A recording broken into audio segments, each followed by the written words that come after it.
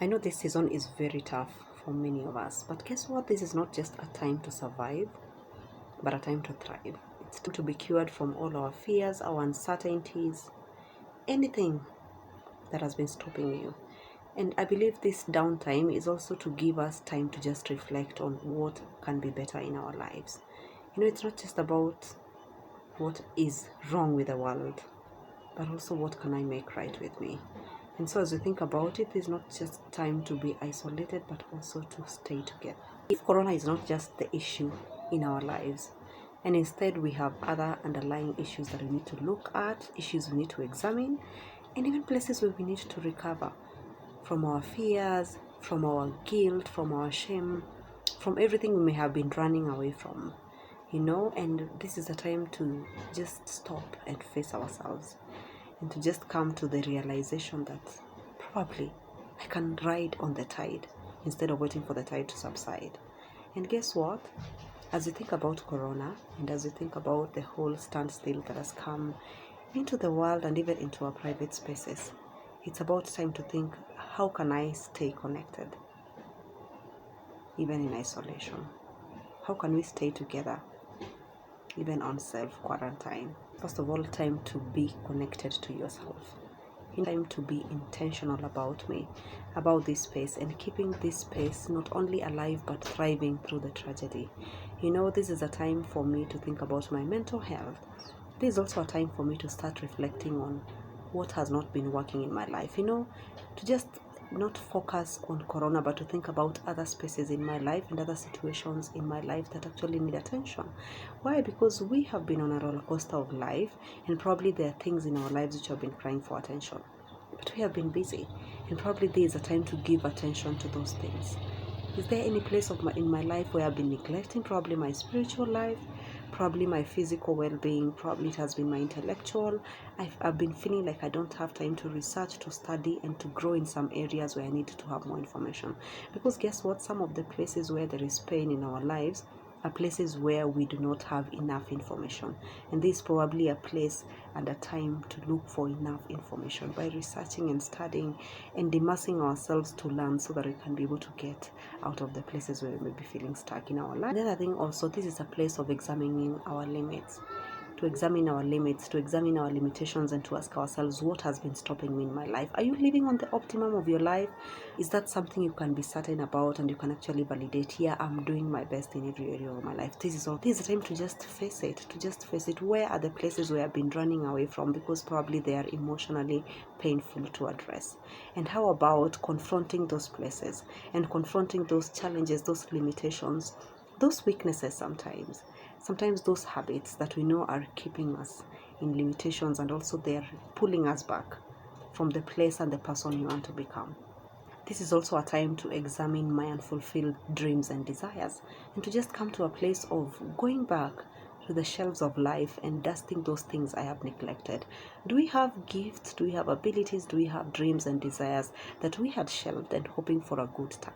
How about this becoming the time to actually go back, pick those files, dust them, and ask yourself, what do I need to do for this to become a reality? Because guess what? We should make the most out of this tragedy. I was reading Isaiah 43 in the morning, and one of the places that really inspired me is where God is asking, I'm doing a new thing, can't you perceive it? Isaiah 43, and towards verse 17, it's actually talking about, I am doing a new thing. Do you not see it? Don't you perceive it? As much as we are looking at the tragedies, because in that space it's talking about when you go through the waters, when you go through the floods, when you go through all the bad things that are happening in our world today, and God is reassuring you that they will not destroy you, they will not put you down. And there's still a place of insight in times of tragedies for us to look beyond it and to look way, way, way, way ahead, and to just ask ourselves, after this is done, after this is gone, who will I have become? Guess what? It's important to have that mindset. The other story that has also been encouraging me is the story of Samson, because Samson is in this space where he is going down to Timnah with his parents, and then he probably relieve himself, and then he is confronted by a lion. And I can imagine, first of all, he had never fought a lion before. Yeah, I know we always believe that Samson was this ninja guy and he always had it together. But for once, sometimes I imagine he might have been afraid. This was life-threatening. It was sudden. It was abrupt. It was not something that was staged, you know? And in that time that he's fighting for his life and he's fighting to stay alive, and then he tears the lion apart.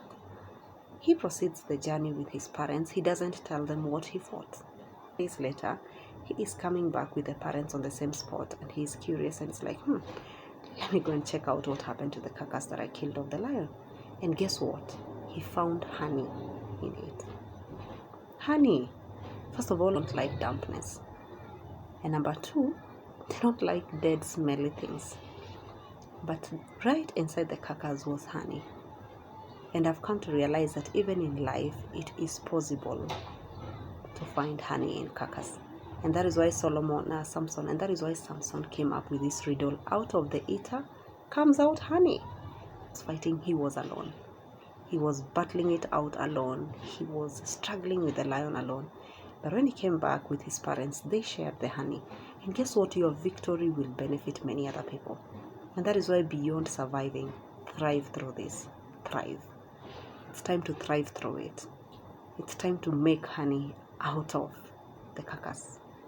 That is why the greatest asset you will take care of through this time is yourself.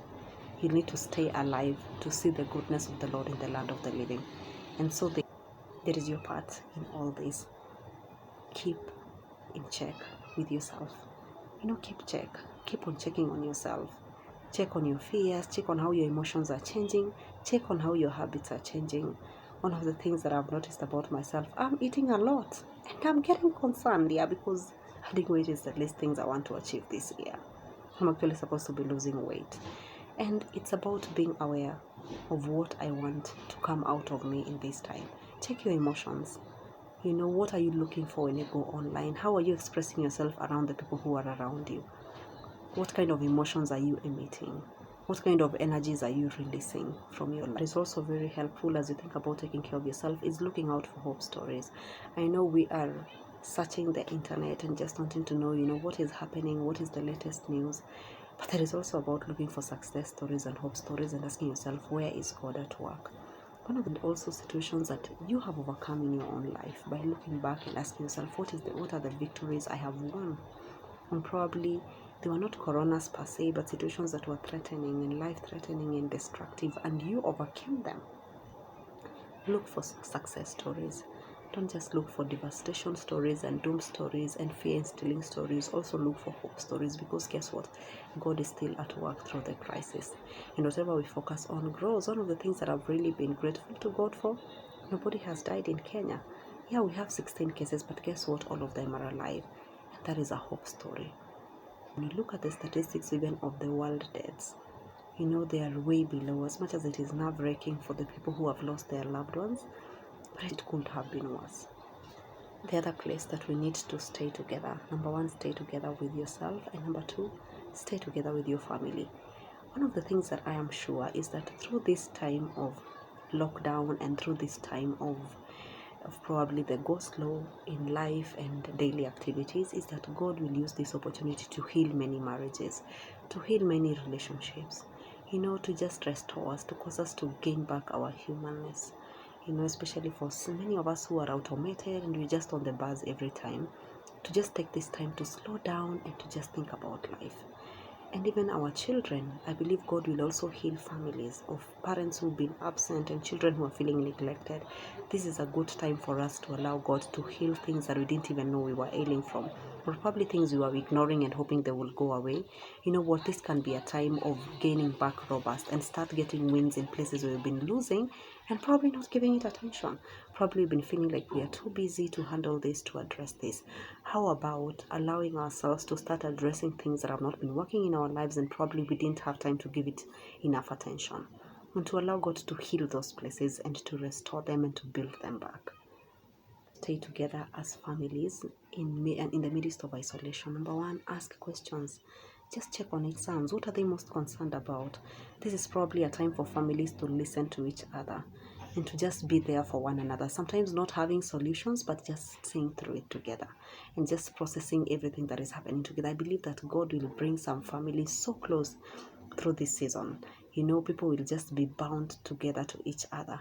through the tragedies of life, that will just bring them together more than any vacation that could have ever gone to, more than any quality time would have set aside. They don't just know how they are coping with all this, even especially children. Yeah, children have a very interesting way of grieving, and we need to bring them along in the grief process. The fact that they're just feeling their world has changed, there is a major disruption. Children who are extroverted and energetic are not able to go and play outside. The ones who are social are not able to visit their friends, and this can affect them. How about just having a conversation in terms of how are you feeling, how are you doing, how is this affecting you, and how can we support you? Some of us are working from home. How can we plan together, even in terms of our schedule, so that we are supporting each other and just being there for each other, tough together? Yeah, it has been a very, very beautiful season to stuff together, like we have ourselves, that we are all we have for each other, and doing chores together, praying together, together, and just making our togetherness count during this season of isolation. Why? Because it's a privilege and a blessing to have a family. And if you don't have a family, I know there are some of us who are single, probably you are in isolation alone. Please stay connected online with others. I found Zoom to be very, very, very helpful, especially during this time, to just see each other and to be able to do screen activities together. Look for people who add value and people who add life to you. Life-giving people. Pray together online, play games together online, watch stuff together online, just have solid conversations, and also check on each other. The same conversation of, what does this mean for you? What are you struggling with? How can I be there for you? Even if I'm not there physically, what can I do to make it easier for you in case it's not possible at all? Yeah, and probably to just think of how can we get through this together. It's a very, very together in isolation is staying connected to God. Staying connected to God. It's possible that as this thing keeps on wearing us out, we might actually find ourselves getting angry at God, especially when we feel like we are now starting to get affected. Some of us have our spouses and our family members who have to be out there to just keep sanity and to keep on fighting for the rest of us. And we really, really bless God for you. But guess what? Sometimes it is not easy. And it's possible to start feeling indifferent about God. Why is this situation not coming to an end? Starting to starting to feel like this frustration is starting to get to me. When is this coming to an end? And to just come to a place of hopelessness and sometimes despair. And that is still a good place to remind ourselves, I still need to stay connected in isolation. That God is my lifeline. And I'm not willing to lose that space in this time of tragedy. That is the space I want to remain vibrant and to stay alive. And that is the place where I need to keep on cultivating. And I really love this psalm that I've also had time to read last week, Psalm 63. And the psalmist is saying, in the midst of dry land where there is no water, my soul thirsts for you, my flesh longs for you. I've seen you in your sanctuary, beheld your power and glory. My lips will glorify you. I'll praise you as long as I live. In your name I will lift up my hand, because your love is better than life. And David wrote that psalm when he was running away. He was actually hiding somewhere in the wilderness. It's a parched land. There's nothing. Like, probably he was feeling totally isolated. And I know some of us are feeling that way. It's possible even to be surrounded by people and you're feeling isolated, you're feeling alone, you're feeling lonely, you're feeling overwhelmed, and just feeling that sense of anguish and despair, of loneliness. And some of us are actually lonely because we are isolated totally from people. And that is a good time to stay connected to God. And David is actually saying that in the night watches, instead of thinking about my worries, instead of thinking about corona and just researching on the worst case scenarios, I will think about you. To think about done in the past, for people who are in such situations of isolation and devastation, and just a place of hopelessness. Some of us have been fired. Things are not working. We're not sure about the future. There is no certainty. Some of us do not even know whether we will eat tomorrow, and even in those times, it's still a place to think about God and to think about miracles He's performed in the past. Like I always remember about the widow of Zarephath. She was on the last meal. I remember the siege of Samaria. They were down to the last thing. They were even eating children, and they had become cannibals, and then a miracle happens. How about thinking about the possibilities of God and what God can be able to do in our limitations, and to just imagine, what? Miracles can still happen even in these times of devastation, and to not lose hope. And it's important to focus on God even in times of our isolation, that we don't just think that we are alone, but we also realize that even though I walk through the valley with the shadow of death, I will fear no evil, because you are with me. And that is such a reassurance in this time. And also to just think about the promises of God in my life, the fact that they've not come to pass, it's a good reason to stay alive and to just see God at work in my life in the days to come and look back and see how powerfully He delivered me from this tragedy. For the sovereignty of God, that He is God and He has allowed all these things to happen and He is able to make them work together for good, and to just have absolute trust in God. And so even as I think about staying together in isolation, it's about staying together in myself, that I'm not an isolated space to myself.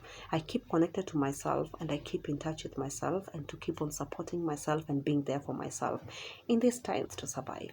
And that is why, as I'm thinking about my survival, I'm thinking about how by surviving, other people around me can survive. Okay, that is not a very relevant point. And the other place is to think about my family. You know, the people who are close to you, and to make peace and to reconcile with our parents and to share love, you know, and to just with family members who have hurt us and people who have not been there for us the way we had hoped for, you know, and to just make peace in those places. And the third place to stay connected is staying connected to God. My name is Babs Wanyogi, your partner in creating the life you desire and deserve. Stay safe, stay hopeful, and know that you're more than a conqueror through Christ. Ciao.